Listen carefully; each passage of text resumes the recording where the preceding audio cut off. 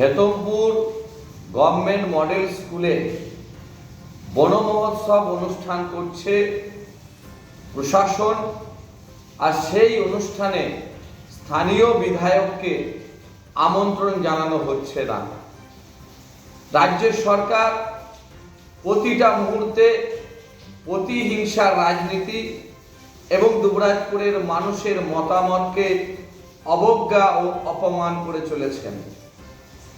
রাজ্যের সরকার যেভাবে আমরা ওরা করে প্রতিটা সরকারি ব্যবস্থা রাজনীতিকরণ থেকে শুরু করে বিরোধীদের কণ্ঠরোধ করা, বিরোধীদেরকে বঞ্চিত করা, এই যে প্রচেষ্টা তিনি করেছেন, এর জবাব 2026 সালে মমতা ব্যানার্জিকে পেতে হবে।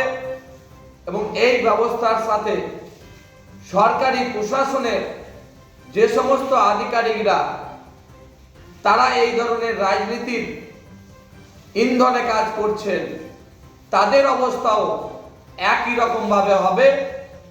কারণ জনগণের টাকায় যারা মাইনে নেন, তারা সেই চেয়ারে বসে সরকারি ব্যবস্থাকে ধ্বংস করার জন্য যে রাজনৈতিক সহযোগিতা আপনারা করছেন, মানুষ সেটা মেনে নেবে না।